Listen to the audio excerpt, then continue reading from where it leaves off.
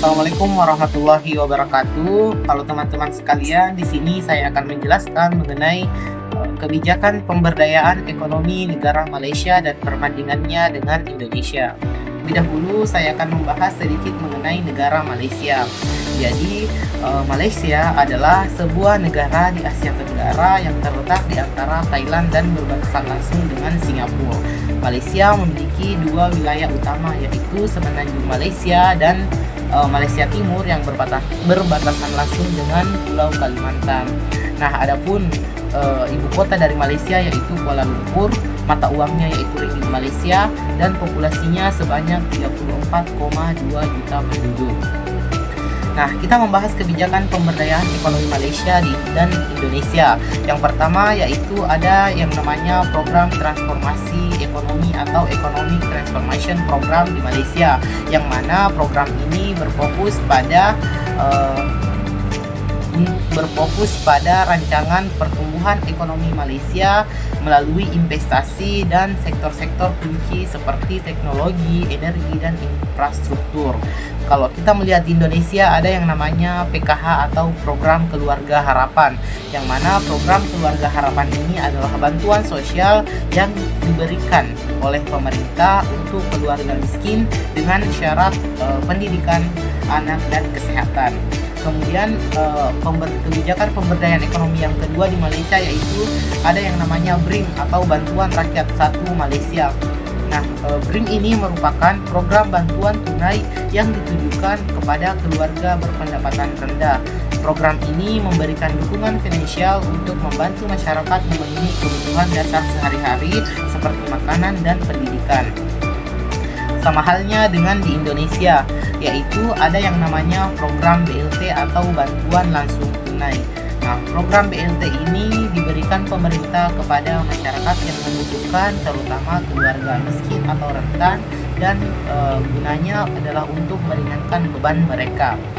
Kita melihat kebijakan pemberdayaan ekonomi di Malaysia yang ketiga yaitu program usahawan mikro dan kecil atau UMK.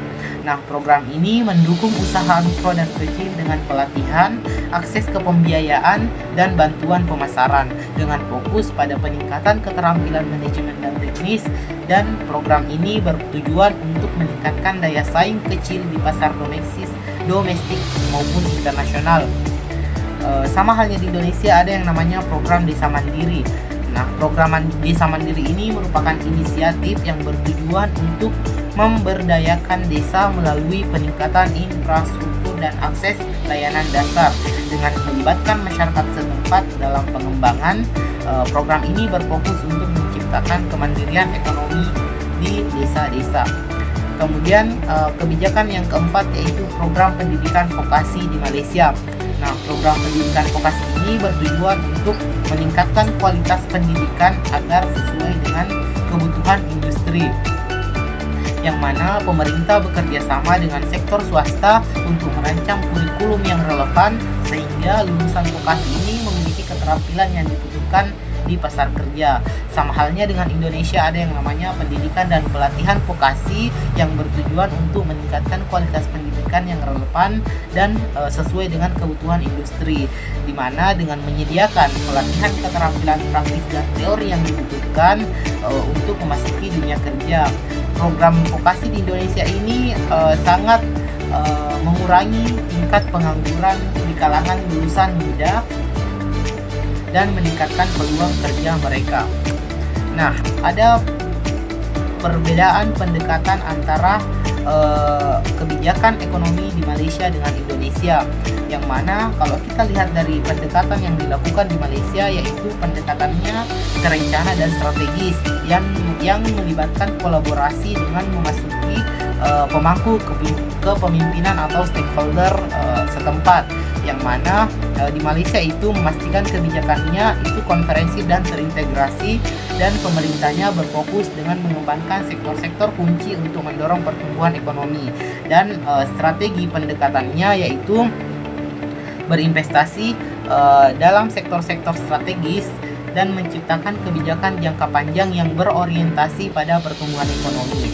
Nah, program-program kebijakan di Malaysia itu seringkali saling terintegrasi dan menciptakan sinergi antara sektor-sektor yang berbeda. Kalau kita melihat perbedaan pendekatan kebijakannya di Indonesia, yaitu di Indonesia kebijakannya bersifat reaktif dengan kebijakan yang sering terfragmentasi dan dipengaruhi oleh kondisi politik. Banyak program yang bersifat lokal dan tidak berkelanjutan.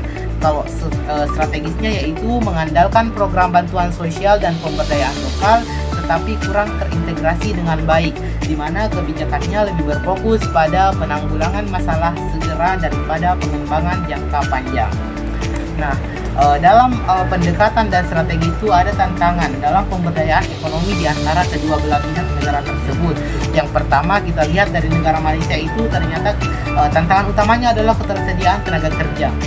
Kemudian tantangan keduanya yaitu pendidikan dan pelatihan yang kurang di Malaysia, dan yang ketiga yaitu ketidaksetaraan ekonomi. Hampir sama dengan Indonesia, tantangan dalam pemberdayaan ekonominya yang pertama ada ketimpangan sosial, yang mana ketimpangan sosial ini masih terjadi hingga saat ini, yang mana kita kenal dengan istilah Jawa sentris yang berfokus pada pembangunan infrastruktur di Pulau Jawa. Jadi ada ketimpangan sosial dan ketidakmerataan pembangunan ekonomi yang terjadi di Indonesia hingga saat ini.